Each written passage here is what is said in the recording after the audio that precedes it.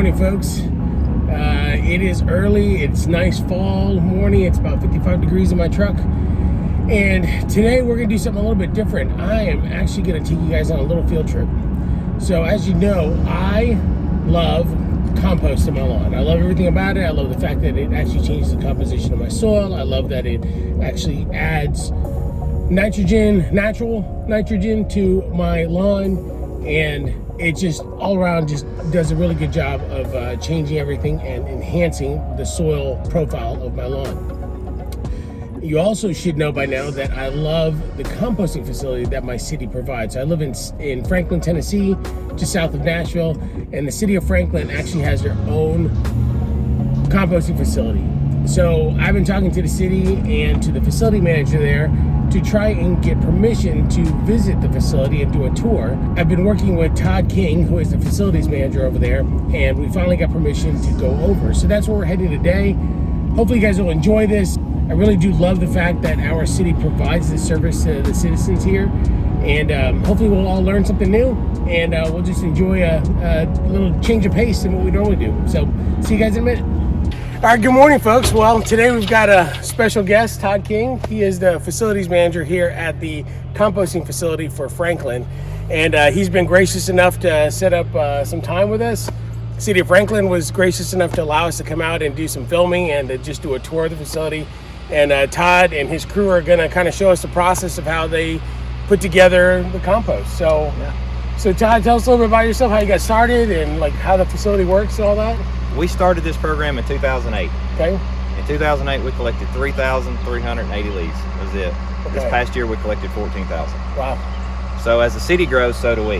Right. We started this for the simple fact is we were collecting leaves and we just didn't want to take them to the landfill. We knew there was a process we could do. We just need to figure out what we wanted to do. What we come up with was the windrows. Behind us here, you're going to see is a massive amount of piles, but they're actually windrows and they're cooking. The first two were done. So you're going to actually get to see evolution. Right. You're going to see a windrow that's finished, and then the rest of the windrows are not, and then the last two windrows are finished. Okay. We started it, like I said again, to keep this out of a landfill. We've saved over 30,000 tons from going to the landfill. Right. And that grows every year. Right. Every year it just ticks up and ticks up and ticks up. It's new subdivisions such as your West Havens, Fieldstones, McKay's Mills. Those are getting more established trees. They get more leaves. Right. Which is job security for me. I got 10 years to go. It's looking pretty promising for me. Yeah. But as you can see behind me right now, James, that's our operator, the great operator, he's fixing to turn this windrow. You can see a little bit of steam coming up right here. What you're gonna notice is there's gonna be a lot more steam kicking up. The reason why is that windrow right there is in what we call the thermophilic phase. That's what you're looking for when you're composting. You wanna be in that phase. That means it's gonna be over 132 degrees, probably closer to 140 today. We get the London fog effect. So is there a temperature that you try and keep it at? Is there like a too hot, too cool? If we get temperatures upwards to 168 to 172 degrees for 2 or 3 days, we're gonna start killing our beneficial microbes. 132 degrees is where we wanna be to 145 to 150. At 132 degrees for 15 days and 5 turns with our windrow turner, we'll kill all your weed seeds and pathogens. That's what we're looking for. We're looking for that 132 degrees, that's the thermophilic phase. There's a curve to it. You hit 132 degrees, it's going to spike up a little bit, and then it's going to start dropping down. Now, here's a science question. What's the difference between smoke and steam? Smoke will not dissipate. Steam will dissipate. Okay, cool. What that is that's water vapor. Okay. So, when we're turning a windrow, we're releasing steam, we're releasing heat, but we're also bringing in new oxygen, new air. We're turning the windrow. Gotcha. The reason why we do that is we're going to blend materials. Say if we had a new windrow, we're going to blend the materials, the feedstocks that's in that windrow. We're going to aerate the windrow. It's going to be called aerobic. We want to be aerobic with oxygen. So that's one reason why we turn our windrows, so they can stay aerobic. We can keep those microorganisms happy. We can keep them with heat in the windrows. And you've noticed how the first windrow here he turned has already stopped steaming. Oh yeah. That one's going to steam for a while. That's called the chimney effect. The reason why we build a windrow is the heat is actually in the core of it, in the center. When he turns it, he's disrupting that chimney. He's opening it up. When he's closing it back, it causes the chimney effect. Now, is that also to help dissipate some of the heat? Is that what you're saying? Okay. Yes. On a day like today, which is it's a really good day to turn because it is 50 degrees. It's perfect temperatures. There's moisture in the air on the rows.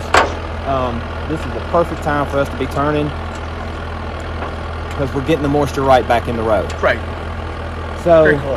when he's turning these rows, when he's releasing the heat will actually get back in them again probably within 2 days. We'll be back at 142 to 100 in our new windrows. Okay.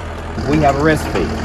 It's like baking a cake. I'm not a really good cook, but I can make you some compost. Okay, cool. We'll take 3 good doses of carbon, which is your leaves, Okay. to 1 dose of nitrogen, which is your background, Okay. or your hedge trimmings and things of that nature. Okay. And that's what we'll form our windrow with. All right.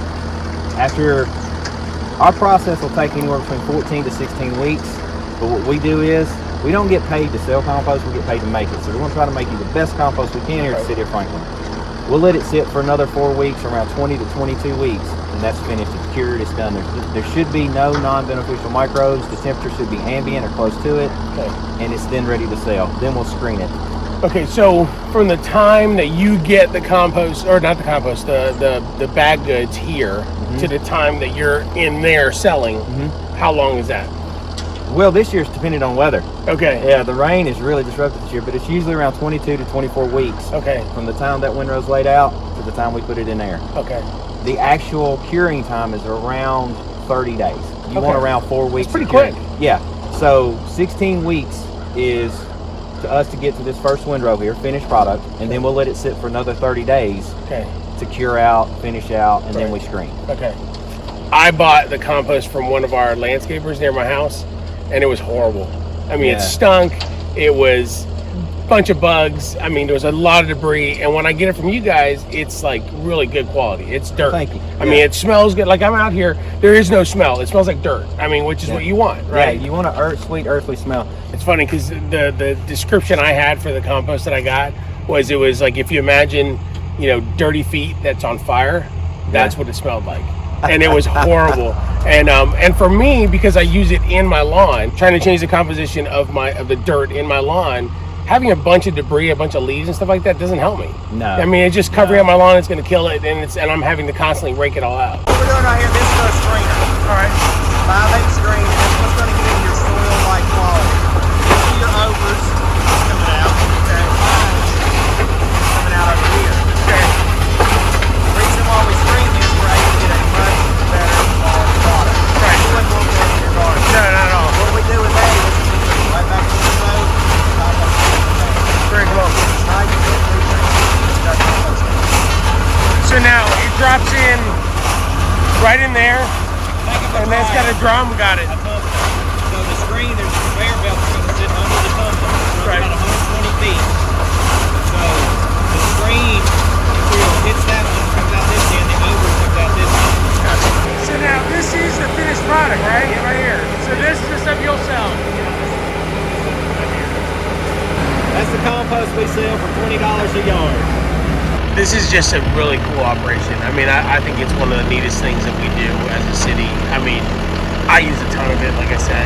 I mean, I've got a little 6,500 square foot lot, and I think this year, between all the compost that I use, not just the one here, I think I've put down about 12 yards. Yeah.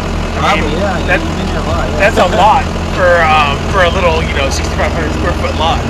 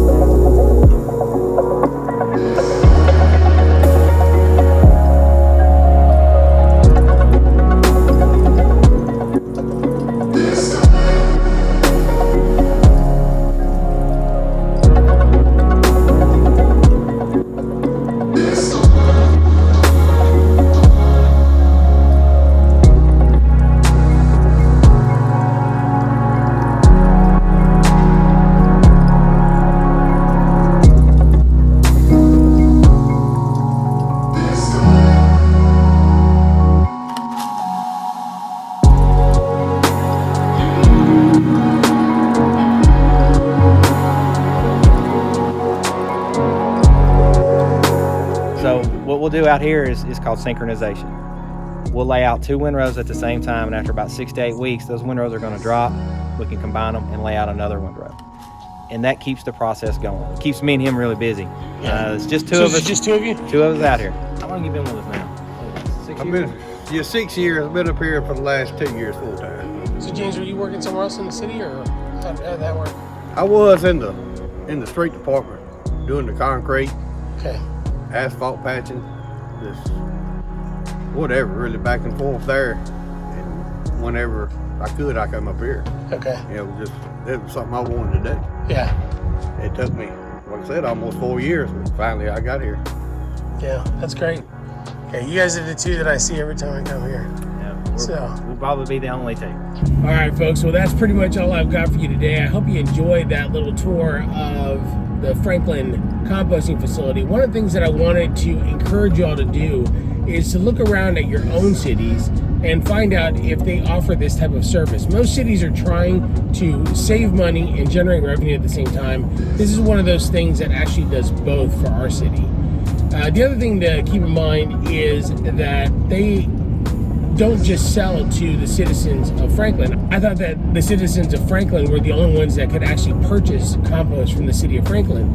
And it turns out that anybody can. So he's actually got a guy that lives up in Kentucky that has come down several times to get the compost, simply because he didn't have anywhere near him that he could find, and also because of the quality that they provide. Now, I'm not suggesting that if you live in Maine that you should be driving to Franklin to get our compost, but I am suggesting that if your city in particular does not produce compost, that you should look around and see if there is somewhere nearby that actually provides it for you and produces it for you. So that's pretty much it. Hope you guys enjoyed this video. I know it's a little bit different format, a little bit different type of video than I normally do, but I really felt passionate about the composting facility and what they provide for us. And I hope you liked it. If you liked it, you know, go ahead and like the video. Go ahead and subscribe if you want to see more of this type of content or more of my lawn content. Go ahead and drop your thoughts and comments down below. I'd love to hear from you guys and hear what you thought. If you want to be notified of future videos, don't forget to hit that bell. We'll see you on the next one. Have a great one, everybody.